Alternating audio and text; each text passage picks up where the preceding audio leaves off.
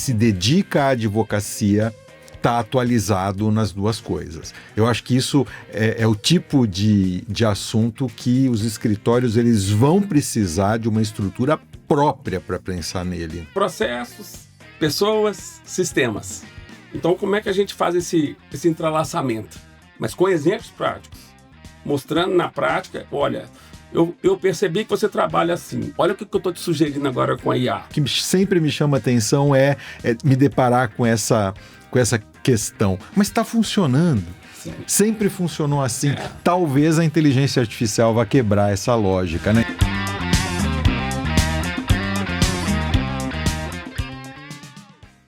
A gente está aqui hoje no segundo episódio desse programa especial que a gente está fazendo sobre o advogado exponencial.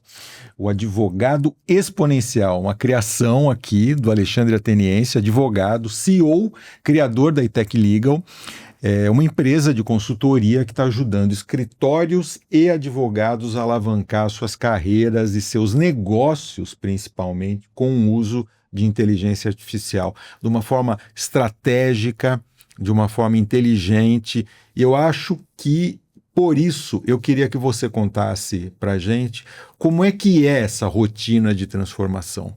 Eu tenho visto escritórios realmente, eu acho que transformado é a palavra correta, enfim, renascidos depois da inteligência artificial.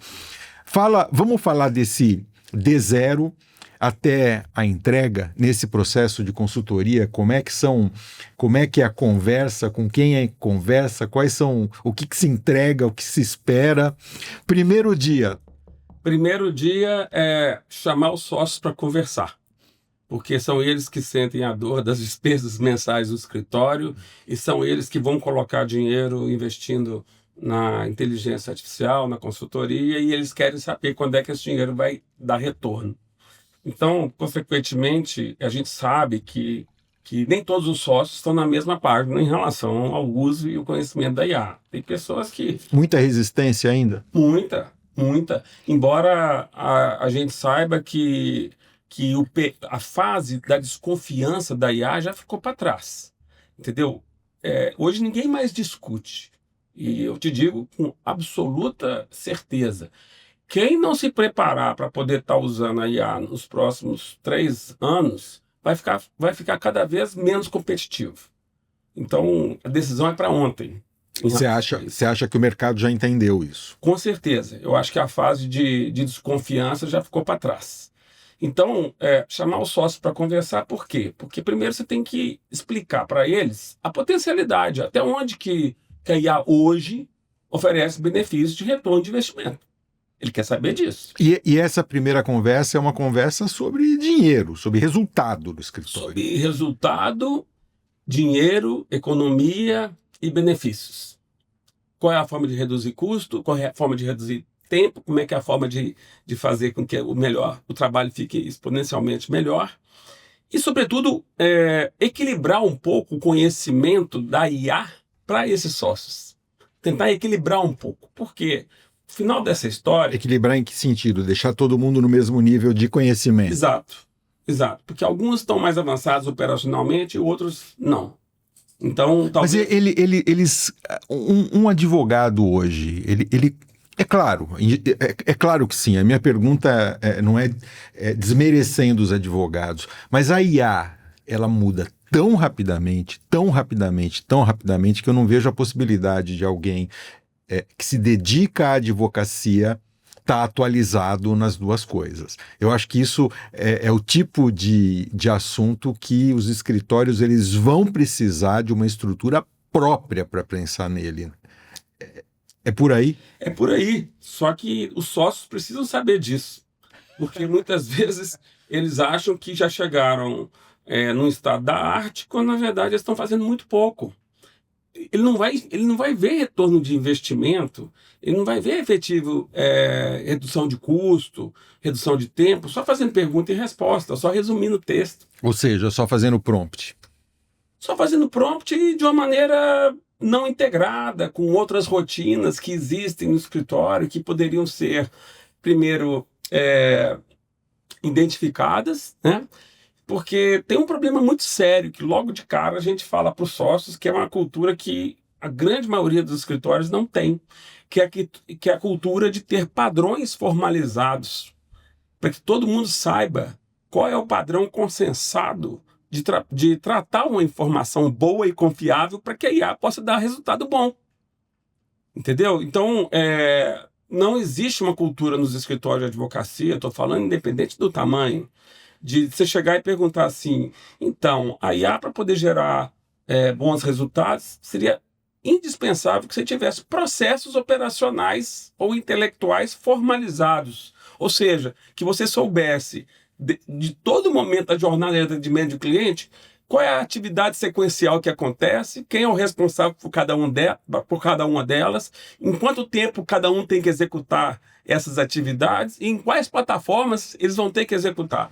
Olha, mas se a IA conseguir produzir essa transformação nos escritórios, eu acho que aí a gente vai para outro planeta, porque o que eu vejo dentro dos escritórios, você tem uma experiência, eu tenho uma experiência em outra área, que é marketing e comunicação, é o seguinte, dentro do escritório, cada advogado é uma empresa, cada um deles hoje está usando IA para resolver seus próprios problemas, o que é ótimo, porque ele dentro dessa empresa não se sente na estrutura de um negócio, com processos de business, com metas de mercado, enfim. Ele não pensa de uma maneira integrada. Não pensa de uma maneira integrada, ele age como sempre agiu. Eu tô aqui na minha praia, usando as minhas ferramentas, os meus aplicativos, e está tudo certo.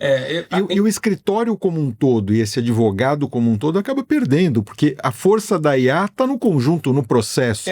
Isso é tão verdadeiro que a própria FGV, há alguns anos atrás, apresentou um diagnóstico um resultado de uma pesquisa que fez com diversos escritórios no Brasil para traçar o perfil de como é que o advogado lidando com tecnologia. Sabe qual foi a resposta? Eles disseram o seguinte, que o advogado ele é um ser hermético, fechado dentro da sua redoma, no qual ele despeja todo o seu conhecimento jurídico, mas ele não se integra tanto com as outras pessoas. Ele não pensa em equipe tanto assim, em termos de processos, em termos de padrões, ele quer ter o dele. Eu costumo contar sempre um caso que ilustra isso muito bem. Se o escritório de advocacia fosse um escritório de engenharia, esse tipo de problema de ter padrões, fluxos operacionais que todos respeitam, seria muito mais fácil de colocar em prática. Por quê? No escritório de engenharia, a turma tem que construir um prédio. Então, eles sabem que, por exemplo, primeiro vai entrar a turma da fundação, depois vai entrar a turma da concretagem. E cada um sabe que em cada etapa quais são as atividades que tem que fazer. Depois entra o pessoal para subir parede, elétrico e por aí vai. Agora, vamos fazer esse mesmo exemplo dentro do escritório de advocacia. Olha, o escritório agora fechou um contrato maravilhoso com uma empresa, um negócio que vai dar muito lucro. Aí chega um e fala assim, deixa que eu sei fazer. E começa a fazer do modo dele. E aí você fala, esse cara documentou, esse cara quis criar um fluxo, porque ele tem uma equipe junto dele.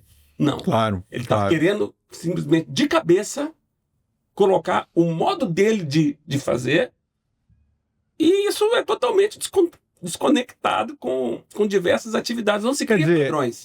É aquele paradoxo, né? Porque funcionar, funciona. Sim. Porque eles estão ganhando dinheiro, a gente está falando de advogados em grandes escritórios de direito empresarial que também trabalham assim. O que sempre me chama atenção é me deparar com essa questão. Mas está funcionando. Sim. Sempre funcionou assim. Talvez a inteligência artificial vá quebrar essa lógica, né? Me conta, a gente falou da entrada. Você vai lá e convence os sócios e apresenta para ele as possibilidades que a IA pode trazer. Ou seja, tua primeira missão dentro do escritório é mostrar... Equilibrar o conhecimento. Equilibrar o conhecimento e mostrar como esse investimento em IA vai se traduzir em vantagens... E retorno. E retorno financeiro. Ou seja, como ela vai impactar um negócio. Isso. Feito isso, sócios compraram a ideia, sócios entenderam, o benefício está claro, a dor que tem que ser atacada também está. Próximo passo nesse trabalho. A dor nesse momento não está identificada. A gente começa a identificar a dor no momento seguinte, quando a gente tenta mostrar como é necessário criar esses fluxos operacionais. Mas para criar os fluxos operacionais, você precisa entender onde é que está a dor. Precisa ter um mapa do fluxo. Então a gente tem que fazer um mapeamento do fluxo operacional do escritório, não só operacional, intelectual também, para que a gente mostre que se não tem, temos que criar. E aí são entrevistas para poder identificar com os líderes de cada setor como é que ele trabalha. Quanto tempo ele leva para poder executar uma atividade operacional? E isso é basicamente tráfego de informação, né? Sem dúvida. Onde é que a informação entra, onde é que a informação sai? Informação é o pedido de um cliente, informação é o pedido do escritório para um tribunal, enfim, para um... Qual que é o ciclo de vida dessa informação corporativa? Se essa informação corporativa é uma informação boa, confiável, ou é tratada de qualquer jeito, entendeu? E aí mapeia-se esse trabalho para poder depois voltar para o sócio e falar assim, olha, seu escritório trabalha desse jeito. Eu estou vendo oportunidade de melhoria nesse ponto, naquele.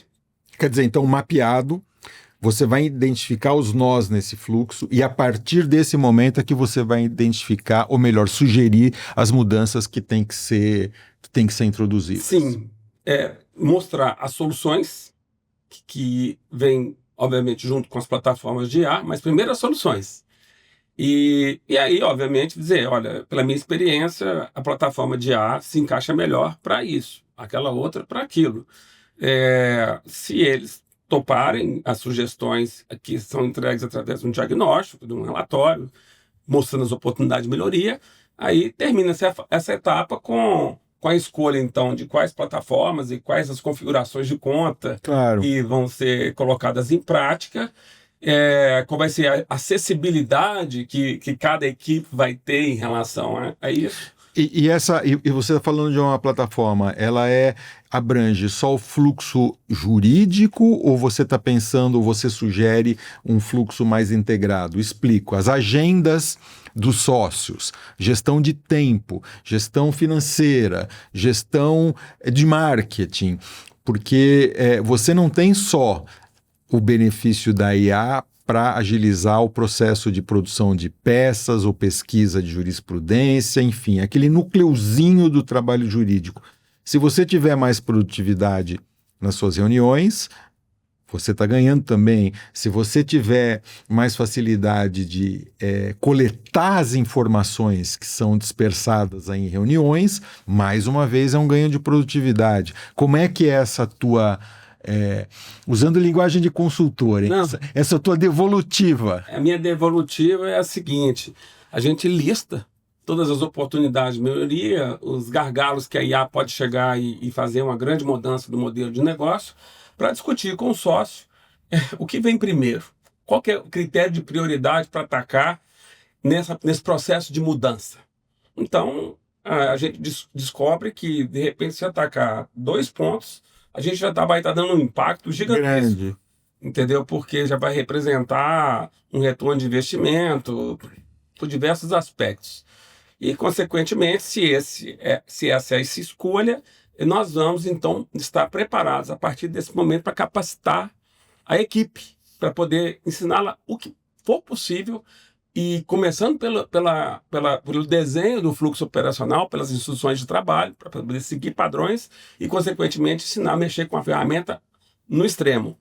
Mas capacitar é ajudar a equipe a entender como funciona esse fluxo, esse processo, e ajudar a usar as ferramentas que vai permitir que essa pessoa, enfim, como é que a gente diz, se adapte a esse processo, integre esse processo. Exato, exemplos práticos, né? Processos, pessoas, sistemas. Então, como é que a gente faz esse entrelaçamento?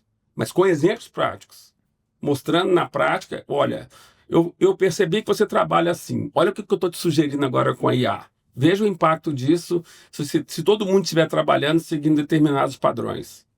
Agora, importante dizer uma coisa que estava passando batido, que eu acho tão importante quanto isso. Existe uma via paralela aí na consultoria que ela é de extrema necessidade, que é a via da governança através de políticas internas para estabelecer limites quanto ao uso da IA. Então, a realidade, Seco, é que a maioria dos escritórios não têm uma maturidade de ter hoje uma política de segurança da informação confiável, atualizada, uma política de gestão de documentos corporativos atualizada e muito menos uma gestão de inteligência artificial. Eu, se fosse sócio, eu estaria muito preocupado com isso, porque eu não começaria jamais a fazer capacitação de uma equipe sem antes discutir com o consultor quais seriam esses limites que antes deles apertarem o primeiro botão em qualquer plataforma de IA, eles já saibam, olha, a forma de usar é dessa maneira e não daquela outra. Você tem que seguir regras, porque senão você vai ter um cenário totalmente caótico, desordenado, cada um por si, entendeu? O Alexandre, agora eu acho que para isso tudo funcionar, o advogado ele tem que ter um certo mindset, ou pelo menos precisa, palavra de consultor de novo, hein? Ou pelo menos precisa desenvolver um mindset para isso. Vamos falar sobre mindset no próximo episódio? Vamos nessa.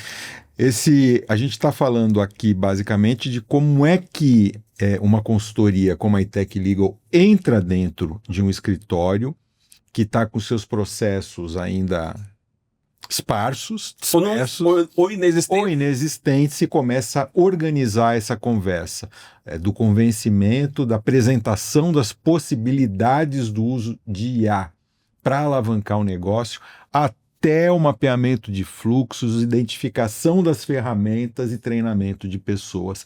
Vamos falar agora o mindset, que ajuda, né? Se essas pessoas desenvolverem para poder abraçar essa carga de conhecimento, essa carga de mudança cultural até. São talentos invisíveis que sem eles nada vai para frente. Vamos lá, até a próxima.